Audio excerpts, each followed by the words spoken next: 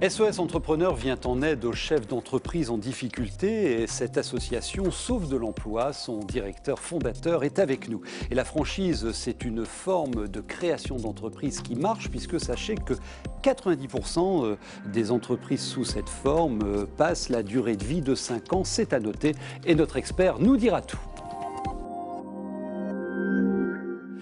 Une étude le prouve, un accompagnement individuel d'un entrepreneur en difficulté permet de doubler le nombre d'entreprises échappant à la liquidation judiciaire quand elles sont en difficulté. Autrement dit, mieux un chef d'entreprise en situation fragile est accompagné et plus il aura de chances de redresser sa boîte. C'est la mission de SOS Entrepreneur, son directeur est avec nous, bienvenue. Alors, en 2 ans, vous auriez répondu à près de 4000 appels de détresse, on peut dire ça, de chefs d'entreprise, et vous avez résolu combien de cas ? Alors, sur les 3757 appels, nous avons traité les 100% des appels. Ouais. Ça, c'est une chose que nous avons dans nos chiffres. Il y a eu sensiblement 400 entreprises que nous avons accompagnées plus lourdement, c'est-à-dire des entreprises qui avaient véritablement besoin d'un accompagnement de fonds. Et sur ces 400 entreprises, il y en a à peu près 213 qui ont été accompagnées jusqu'au tribunal.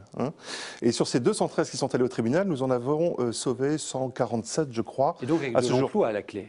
Avec des emplois, avec 1600 emplois sauvés sur les 200 et quelques entreprises qui sont allées au tribunal. Qu'est-ce qu'ils vous disent quand ils vous appellent, ces chefs d'entreprise en détresse ? Alors d'abord, un appel en détresse, c'est un appel qui peut se produire à tout instant. Ça peut être un samedi, ça peut être un dimanche, ça peut être un jour de fête. Et SOS Entrepreneur a mis cette ligne 24 heures sur 24 qui fonctionne, qui répond. On va mettre le téléphone à l'écran, là, 24 heures sur 24, une ligne que l'on peut appeler. Absolument. Oui. Ce qui se passe, c'est qu'il ne s'agit pas de donner ses coordonnées, il s'agit tout de suite de parler, de s'exprimer, de positionner l'environnement de son entreprise, d'essayer d'exprimer ses premiers malaises, ses premiers doutes. Parce que ce qui est important pour finalement, le chef d'entreprise a besoin de parler à ce moment-là. C'est totalement ça, c'est exactement ça. On va aller sur le terrain voir un exemple concret qu'on avait découvert avec vous il y a quelques mois. Regardez.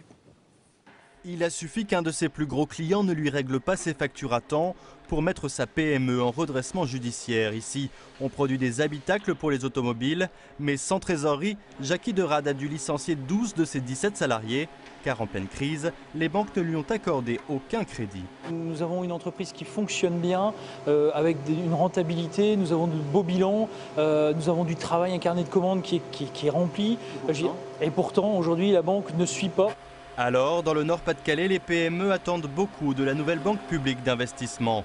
Un espoir déjà douché, car d'après les premiers échos, seuls les secteurs stratégiques et innovants seront aidés en priorité par la BPI et non les entreprises en grave difficulté. 40% de la population du Nord-Pas-de-Calais vit de la PME. Les entreprises innovantes représentent quel pourcentage ? Un infime pourcentage.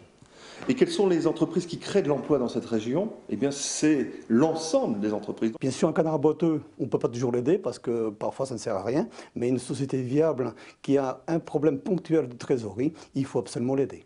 Seul point positif, le regroupement des différents organismes d'aide aux entreprises au sein de la BPI, un guichet unique depuis longtemps réclamé par les PME pour faciliter leurs démarches administratives. Donc, dans un premier temps, l'écoute et ensuite le conseil. Là, on l'a vu dans cet exemple-là. Qu'est-ce que vous pouvez apporter alors que l'entrepreneur vous appelle au bord du gouffre?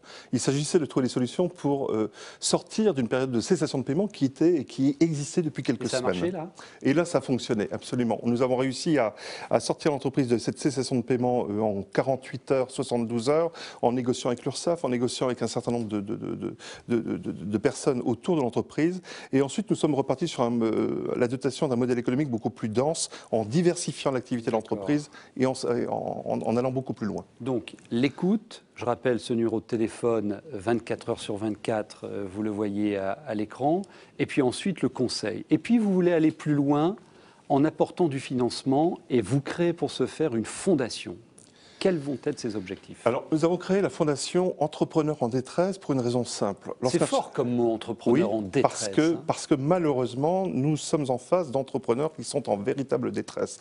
Lorsque l'on parle PME, on parle petite société, on parle entreprises qui ont peu de moyens, souvent des entreprises dont le chef d'entreprise ne se paye plus depuis plusieurs mois. Et donc, il s'agit de lui apporter des moyens suffisants pour passer une période tout à fait exceptionnelle.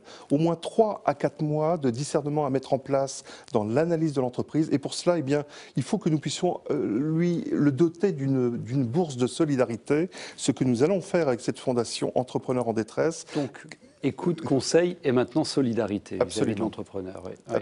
Donc, vous allez lever des fonds sur le modèle d'une fondation classique? Sur le modèle d'une fondation, nous allons lever des fonds naturellement à partir de l'impôt sur le revenu, mais également sur les déductions fiscales de l'impôt sur les sociétés et également sur l'impôt sur les grandes fortunes, puisqu'il y a possibilité de diminuer le coût de l'ISF sur les patrimoines d'actions.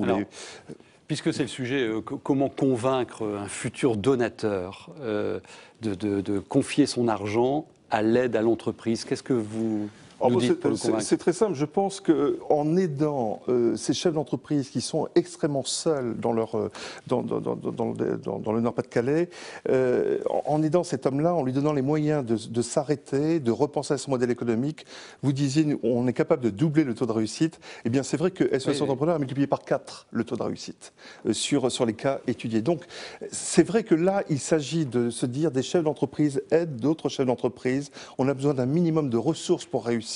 Ça peut être défiscalisé. Et donc, en cette période de crise où nous avons besoin de relancer ces PME qui sont un poumon d'oxygène considérable dans nos régions, il faut y aller. Votre adresse Internet, et je rappelle ce numéro de téléphone que vous notez et qui fonctionne 24 heures sur 24. Merci. Eco & Co, c'est le rendez-vous des entrepreneurs.